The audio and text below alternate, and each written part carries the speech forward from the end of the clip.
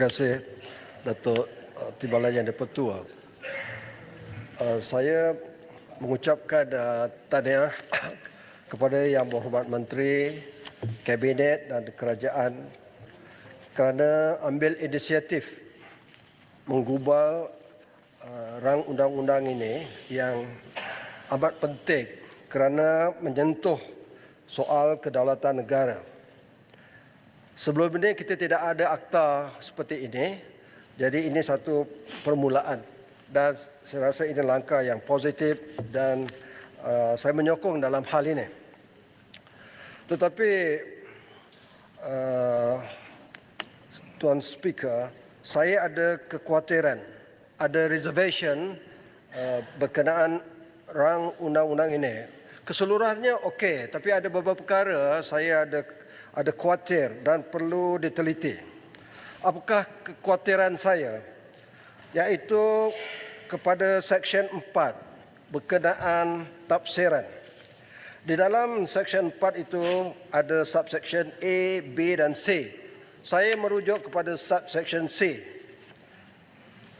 Tafsiran negara asing itu termasuklah bermakna agensi atau badan atau entiti sesebuah negara asing itu. Misalnya, kalau itu tafsirannya, ini bermakna agensi-agensi seperti CIA, KGB, Rusia, Mossad, Israel, MI5, MI6, British. Ini semua agensi yang ada taraf negara asing. Kemudian kita lihat Seksyen 5. Seksyen 5 menyebut berkenaan kekebalan negara asing.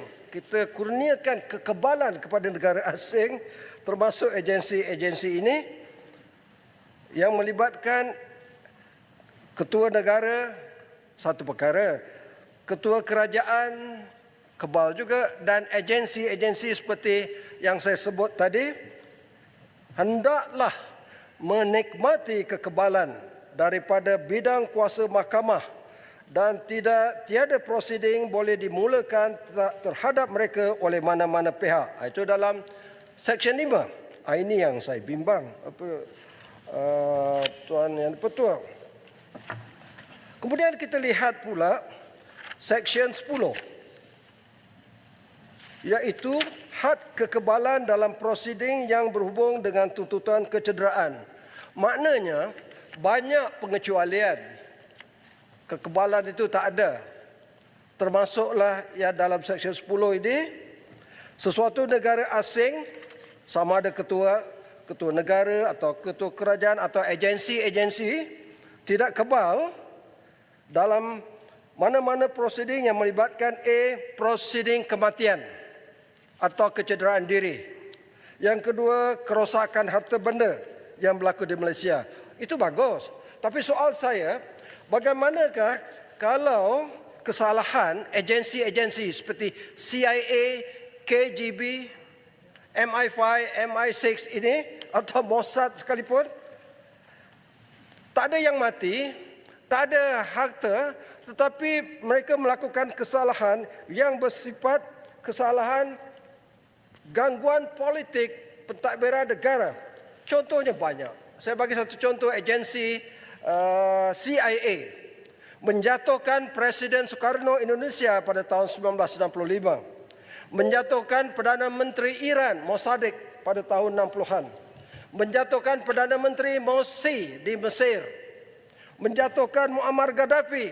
Menjatuhkan Saddam Hussein. Dan yang terbaru, agensi yang kita nak bagikan kuasa asing ini menjatuhkan Perdana Menteri Pakistan Imran Khan. Jadi akhir sekali Tuan Yang di-Pertua, kepada Yang Berhormat Menteri, saya cadangkan tangguhlah dulu. Jangan terus kita undi petang ini. Serah semula rang undang-undang ini yang baik. Banyak baiknya kepada jawatan kuasa pilihan khas Parlimen. Berkenaan keselamatan dan kedaulatan negara, kalau ada, silakan. Ya, saya setuju untuk disebut kita tangguh dulu untuk diluluskan petang ini, ya, untuk disemak kembali kalau boleh dibawa ke Jawatankuasa Khas. Saya nak juga bertanya mungkin kepada Menteri, di mana relevan kalau kata kita nak hentikan tidak ada lagi tuntutan sulu itu. Dalam realitinya, tuntutan sulu itu dibuat di negara-negara lain, ya, bukan di Malaysia, dan di mana ya, akta yang kita nak gubal ini mengikat supaya tidak ada lagi tuntutan di negara kita, tetapi tuntutan itu berlaku di negara lain yang tidak ada pun kaitan dengan akta kita ini. Terima kasih. Terima kasih YB Sik kerana bersetuju dengan pandangan saya. Kita tangguh dulu. Tak apa, perlahan sedikit tak apa, kan, ya?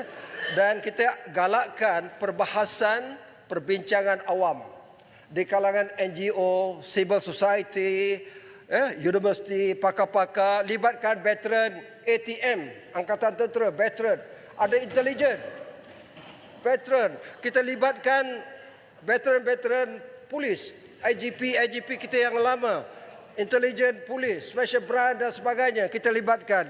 Ya, Pedang. Ya, saya nak sebut tadi berkenaan dengan yang disebut oleh Jurutum berkenaan dengan Perdana sepupu ataupun adik angkat tiri kot, ya. Adik tiri Perdana Menteri Korea Utara ni. Kita rasa bila akta ini diluluskan, Perdana Menteri boleh kecualikan Duta Korea daripada didakwa di mahkamah di bawah akta ini. Sekiranya diluluskan, kita tak mahu benda yang sama berulang. Akta ini ada loophole, dan loophole itu adalah kuasa pengecualian Perdana Menteri. Jadi kita minta supaya ditangguhkan, dibuat libat urus semua dulu pemegang taruh yang ada. Terima kasih. Terima kasih, Pendang. Jadi akhirnya yang berhormat Datuk Yang Dipertua, artinya kalau kita tangguhkan sementara, adakan perbincangan, sebab menggubal undang-undang bukan monopoli ahli parlimen saja. Kita kena libatkan masyarakat semuanya, biar mereka merasa mereka ini negara mereka, sama-sama kita tangguh. Ini soal kedaulatan. Kemudian bila kita dah buat semua libat urus itu, balik semula ke parlimen. InsyaAllah kita benda ini boleh kita luluskan bersama. Sekian, terima kasih. Yang Dipertua. Terima kasih Yang Berhormat Pak Sri Gudang.